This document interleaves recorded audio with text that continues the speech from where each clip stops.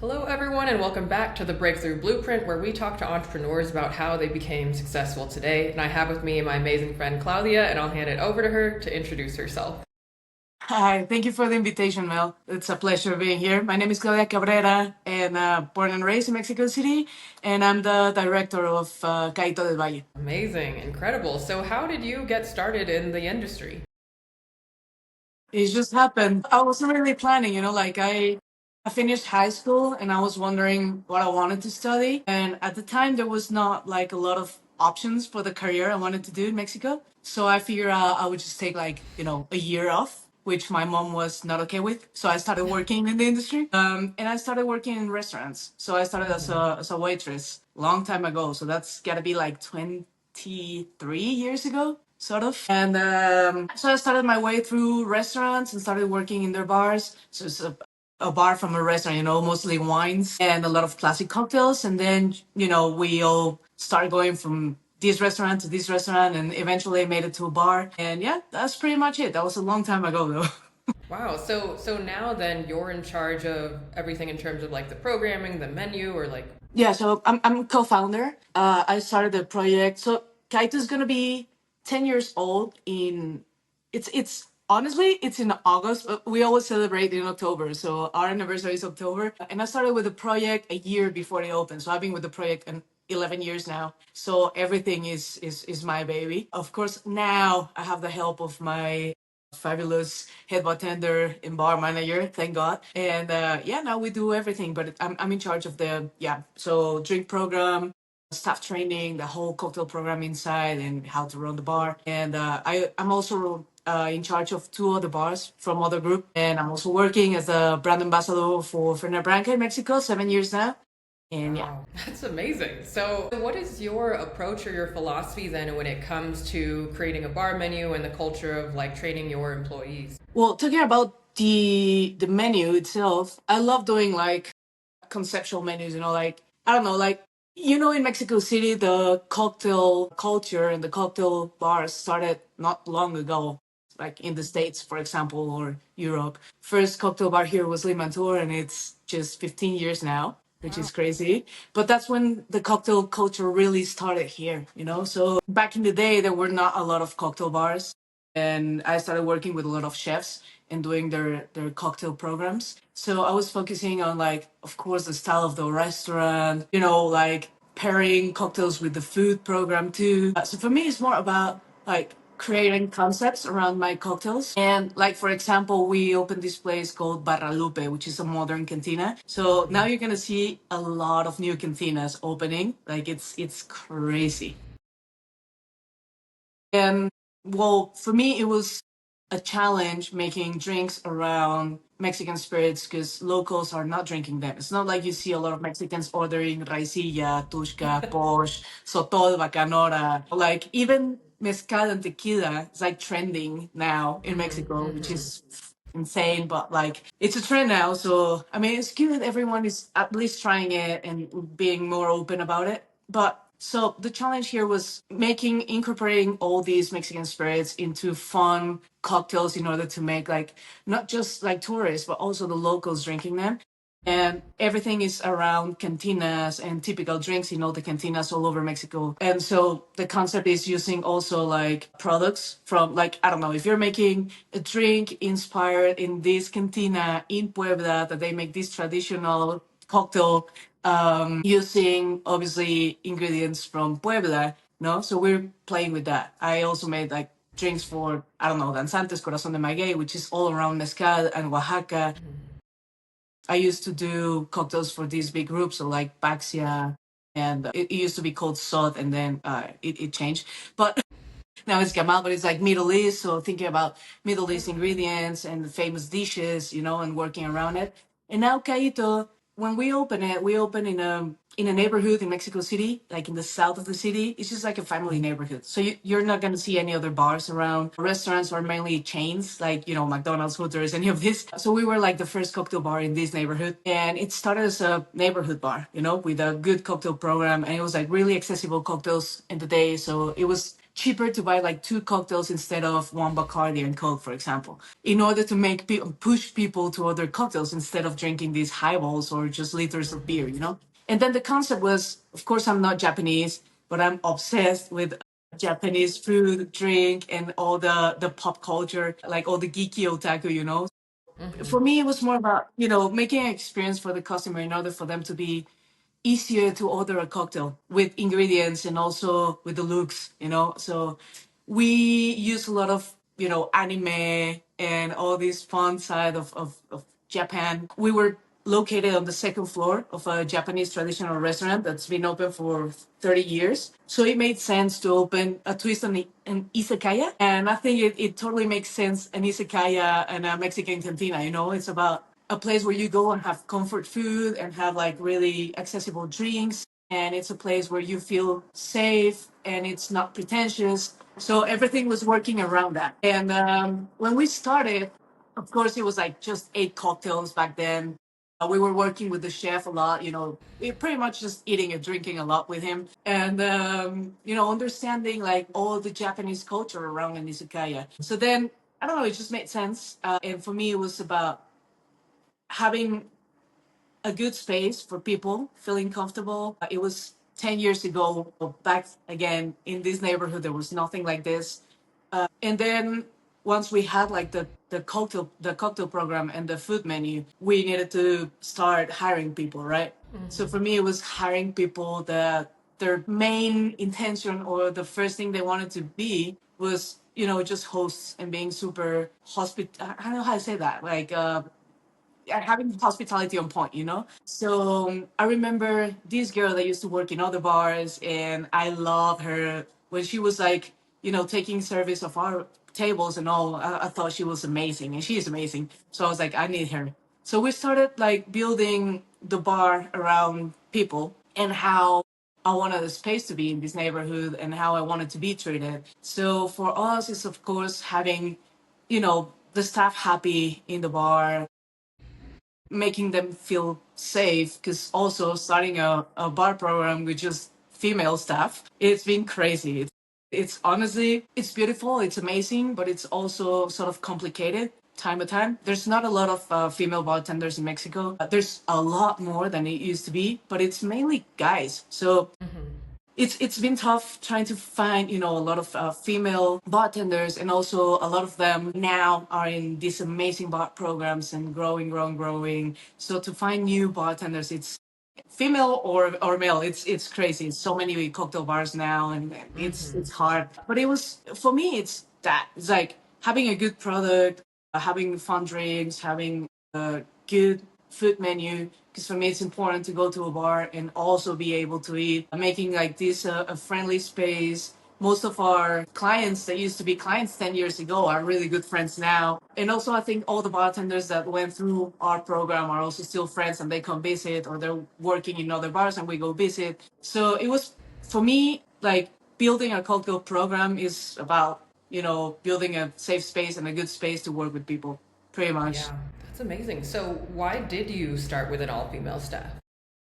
Also, it just happened, like I've been working in the industry for a long time, and in other bars I work with guys too. But I don't know, it's like the whole concept around Kaito, it's not like a marketing thing, it's not like, oh, it's trendy, let's do this. It was more about, I wanted to have more female in my staff, and I wanted to give them a safe space, and a good space for them to develop, and showcasing or whatever. And it's easier for me to work in a female space. And also, I don't know, it's like it's not about all guys are like this or all girls are like this, it's got nothing to do with it. But I don't know, it's the energy. It's also female as a client. If you want to go to a bar and it's just female stuff, it feels safer. Yeah. And it's the vibes and the energy it has. And ever since we opened Kaito, like even the name comes from a really female intention, and it's like that whole place, it's all female vibes. So it just made sense. And it worked out, and we kept pushing to just have more female in the staff, like cashiers, the kitchen. We even tried security. That didn't really quite work. We need someone bigger out there. But yeah, it just happened. The energy was there, the vibes were right. So we just kept pushing to have this space for more and more female bartenders to be part of it. Yeah, that's really interesting. And I mean, there's so many questions I have for you, but like, since I've been living here on and off since like 2019, I've seen the women's marches and the women's protests and, the sense of empowerment and standing up for ourselves and community. How has that, I guess, shaped your experience in business or your personal life? Well, it's. I mean, you've seen it. It's tough in the country. It's not just the industry, but you're gonna see every industry has a lot more of guys in it, and of course the rights and even the paychecks and everything is way different. So I think every women in Mexico is struggling and they're fighting for their rights and they're fighting to make it equal, for everyone. I think that's a tough topic, to be honest, Yeah, but yeah, I mean, we are, all every woman in Mexico are fighting for their space and their spot and their rights and trying to make it better for everyone. So I think that's important for me. Like, even I think now you're gonna see more and more bars that are female staff, and that's amazing. Because when I started working in the industry, it was almost impossible to hire female. Like for me, it was like, but why you want to be a bartender? You're not strong enough. You're not gonna be able to do it. You're not gonna have, the strength to do this and that and that. So for me, it was like, I'm gonna prove I can do it. I'm gonna demonstrate I can do it. And I think that was a situation for most of the female bartenders that have been in the industry for so many years. And it's good for me. Like, it makes me happy to see how it's getting easier.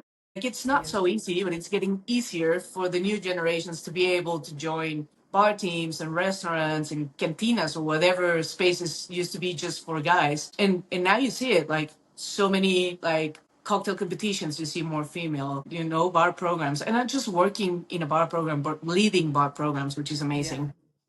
We were the first one in Latam, and it just, like, again, it wasn't a marketing gimmick, it just it happened and it worked, and it's amazing. And to be honest, it's also quite tough sometimes. Yeah.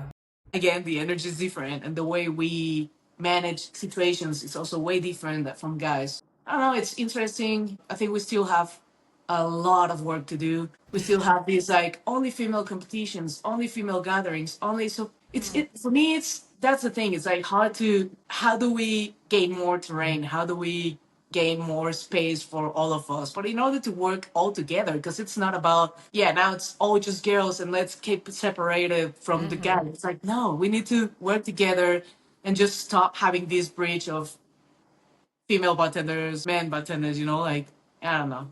Yeah. It's a long thing, but yeah. No, I completely understand. I mean, as an outsider looking into this industry, but like I completely understand the nuances and, from my experience, I was in the military. I've come from a sales background. It's always pretty much male dominated, but at the end of the day, women have more emotional intelligence. We're very good at communication, listening, empathy, sometimes having more tact in the way we handle maybe complicated situations, which I'm sure come around a lot, whether it's amongst employees or people drinking. It brings out emotions. So I totally understand, and I respect how you've been able to carve out your path and be a leader in this industry in a country that is still growing and changing. Yeah, it's crazy. It's almost insane, like 2026, and we are all still talking about this, It's like, um, you know, Dia de la Mujer, no? So, like, and you can tell, like, all the media writers text you, like, can we do an interview? It's like, yeah, any other time of the year, but not this. I don't want to, it's just, I don't know. It just gets tired after a while. But I also Totally. understand how everyone is trying to make a space for more women. And it's just, I don't know. It's also like, you don't celebrate it here. No, it's more about a fight and, looking for better position for you and more rights and everything. So it's way different how it works in different countries too. But it's like, where are we standing right now? Totally. Yeah, and I think it's great. You have friends like Eric and other male allies in the industry who can give you opportunities or speak about you when you're not in the room. I think that's important, like in order for women to continue to advance. And it's not about surpassing men or who's better than the other, but really it's about understanding that everyone brings in their own unique talents and backgrounds and skills no matter who they are. But to see that being celebrated today is amazing, especially since you mentioned the cocktail industry has really only grown in the last 15 years. I didn't know that because there's Yeah, so it's many crazy. amazing bars here now.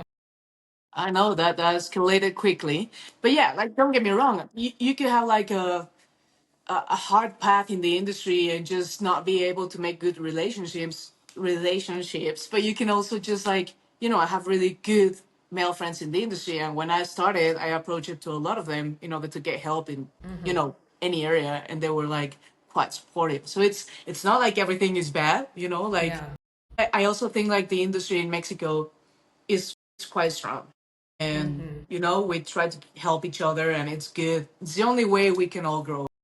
Definitely. Yeah, no, I mean, it seems very supportive. And Eric was saying, like, because I asked him, like, how do you create the number one bar that's ranked by these organizations? And he's like, well, you have to be liked by your peers because they vote for you ultimately. So, I went to an industry sort of event at Bar Maudo and I met a bunch of people there. That's how I met Eric. And that's how I saw how collaborative and supportive people are, but also they want to learn. They want to learn from Felice, who's like the global world champion in this competition. They want to learn what people are doing in other countries and how they're mixing drinks. And it's allowed me to see and learn more about the craft and the artistry. And it makes sense that Mexico would have such a vibrant culture around food and beverage, just because just when you walk around, you could see how much art and culture and architecture are preserved and celebrated by the government and the people here. Yeah, everything. I mean, I don't know. Like, I love this industry because you just keep making friends all over. No, it doesn't really feel like you're working. I mean, it can be exhausting, but like you keep traveling and meeting new people and learning from everyone 24/7. It's like as long as you're open from learning to learn from everyone, you are in the right spot. Like that's it. And then it's just about like this warmth too, and how everything in Mexico is surrounded by food and drinks pretty much, and celebrating, and like being having this amazing hospitality, because I feel like more like everyone in Latam, like I would say like Latin America people are super super like Yeah. hospitality. Yeah. Yeah, definitely. So, how did you become a brand ambassador for like these different alcohol brands? Well, pretty much because I wanted a Fernet coin. And I just love the brand. That's what I drink every day. Um, so we moved Caito. Now it's in Juarez. We used to be in Colonia del Valle, which is like south of the city. So if you're based in Roma Condesa and you want to take an Uber over there, it might be like in in a good day, like 25 minutes. But if it starts raining or anything happens, it could be 45 minutes. So it's quite a way. So when I opened the bar, I started, like, of course, inviting all these brand ambassadors and all the bartenders I knew already. We had really good support from the industry. And then people started talking about the bar, and they started coming here because it was a destiny, that destination. You couldn't just be like, I'm walking outside of it and I just gonna go in, see how it is. It's like, the how it started, it was a lot of bartenders started coming and they started talking to each other and bringing brand ambassadors and all. So eventually there were the guys that were working for Branca in Mexico, like the company that would bring the product from Italy. They came to the bar and they were like, how why do you have so many drinks with Branca, and why do you like it? Like, it's weird in Mexico. I was like, I don't know, I just like it. Like, I started working ages ago, and I would work with a lot of Argentinians, but also next to an Uruguay restaurant, and they would be drinking this on a Friday. And I started drinking it, and I think it's an awesome product, and I just love it. And he was like, "Oh, do you want to know like the guy from Italy?" And I was like, "Hell yeah!" So then I made a. We used to do like not takeovers, but we do like a Bacardi night, Hendrix night, Monkey Shoulder night, whatever. So we were doing this for Nebranca night. And the guy that's now my boss, he came and he was like, "This is amazing. I've never met a Mexican drinking so much Fernet.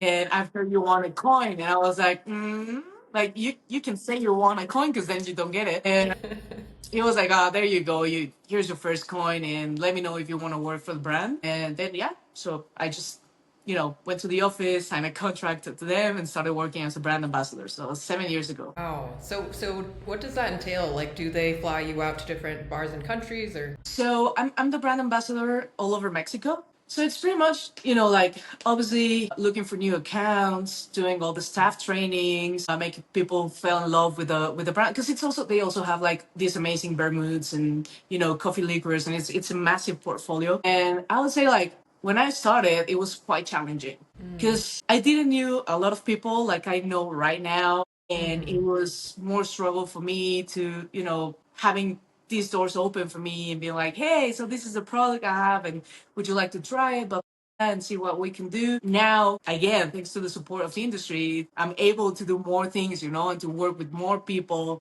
And you get like all these people saying like, oh, go with this. This is my friend. He runs this bar. He wants to do this with your brands, etc., etc. But yeah, so I go all over the country to do mainly the staff trainings because we also have the support of the company that distributes Fratelli Branca in Mexico, and they have like all these reps. So it's a teamwork. So we all go to the different venues, help the venues with, I don't know, whatever special programs or loyalty plans, or you need to make the bartenders fall in love with the product, but then also the servers, and then also of course the managers, and talk money, and it's everything.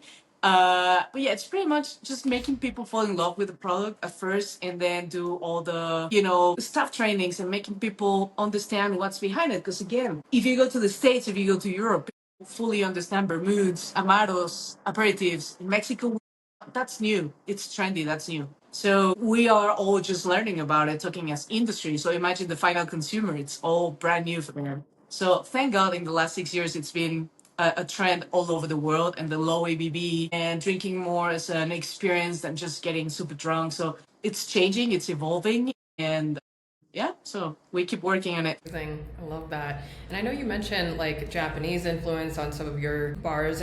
Like, where have you traveled that has also influenced you, or like, what are your favorite bars? Honestly, everywhere I travel, I just fell in love with a lot of stuff. Like it's amazing because every bar is a different world, right? And it depends on the people behind it and the creative people behind it. But I love Japan. So far, I've only been able to go Tokyo, Osaka, Kyoto. I've been twice though, last year and the year before. I just came back from Hong Kong, and it just blew my mind. Like for me, it was it's crazy how many bars they have. Like it's every 3 steps you see another bar, and their cocktail programs are like just amazing.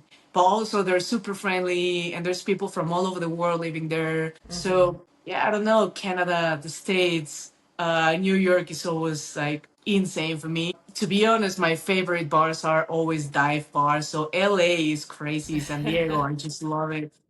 But everywhere you go, like it doesn't matter if it's a pub, dive bar, cocktail bar, like if it's a 50 vest, if it's not, it's, meeting the right people, having a good time at their places. Inspiration comes from everywhere. Street food, like non-alcoholic drinks, I don't know, childhood memories for a lot of people. And, they're like, oh, drink this. I used to drink this when I was a child, and this is like the salad my mom used to do, blah blah blah. So inspiration could come from everywhere. For me, it's like, yeah, just meeting the right people, everywhere. And yeah, pretty much. Amazing. I love that. And are you working on opening any new bar and restaurant concepts? So we just opened another one not even a month ago here in Roma. Like hipster line is Condesa Roma Juarez. So most of the cocktail bars are going to be in those neighborhoods. We opened a bar, and I just didn't want it to struggle with the cocktail program. Talking about like, having the best bartenders, just like,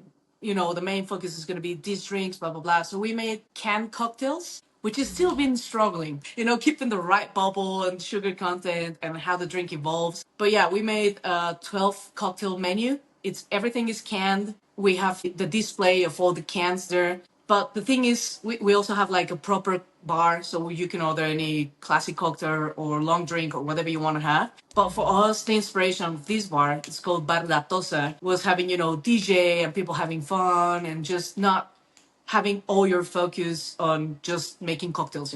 So that's what we do on prep, and then we can focus 100% just on having fun and, making people yeah, enjoying themselves. Like now, apart from the cantinas opening all over Mexico City, there's another boom of like clubs again. So you're gonna see like DJ or like a main spot in the new places, like beautiful architecture around it and the design and all of that. So I kind of feel like I don't know, for me, it was a good moment to start developing a different bar program for this type of concept. And yeah, no, I used to do a lot of consulting, but I think I'm going to take a time off that.